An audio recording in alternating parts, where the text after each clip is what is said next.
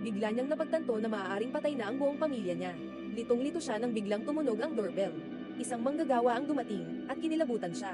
Ito ang unang taong nakita niya mula sa labas ng kanilang bahay sa loob ng ilang dekada. Instinct niya na siya ang may kagagawa ng kakaibang siklong kinalalagyan niya.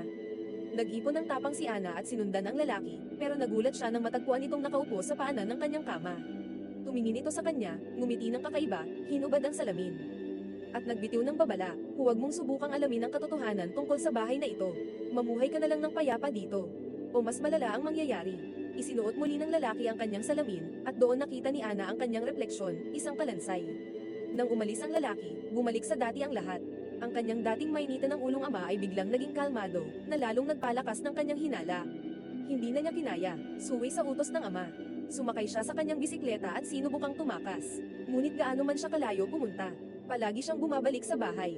Sumagi sa isip niya ang salamin ng manggagawa at ang kanyang bangkay na refleksyon. Kinilabutan siya sa katotohanan, patay na silang lahat. Nanginginig, bumalik siya sa kanyang silid. Ngunit may nakita siyang kakaibang babae na nakahiga sa kanyang kama. Bigla itong damilat, mahigpit na hinawakan ng kanyang kamay, at nagmakaawang, tulungan mo ako. Tingnan mo sa ilalim ng sahig. Napaatras si Ana sa takot, pero nang lingunin niya ulit, nawala na ang babae.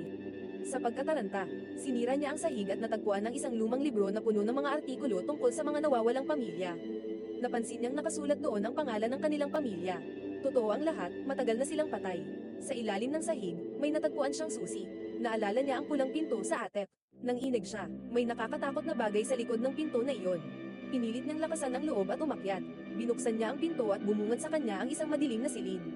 Pumasok siya sa kadiliman. Habang naglalakad, natapilok siya. Nang damputin niya ang bagay na nakaharang sa kanya, nakita niya ang isang bote sa tubig. Dito nilalagay ng mamamatay tao ang pampatulog sa kanyang mga biktima. Sa paligid niya, nagkalat ang mga gamit ng mga pinaslang dito. Dumampot siya ng relo, at nang gumalaw ang orasan, biglang nagliyab ang isang krematoryo sa sulok. Ipinapakita ang kakilakilabot na eksena ng pagkamatay ng babae. Napasigaw siya at agad bumaba, kung saan nadatnan niyang kumakain ng normal ang kanyang pamilya. Pero sa dati niyang upuan, may nakaupo ng kakaibang bata, isang kaibigan daw ng kanyang kapatid. Dahan-daang lumingon ang bata, at natulala si Ana. Siya ang manggagawa, hindi na siya nakapagpigil. Sumugod siya rito. Sumisigaw sa galit, ngunit ang kanyang pamilya, nagtataka lang na nakatingin sa kanya, wala silang ideya kung ano ang nangyayari.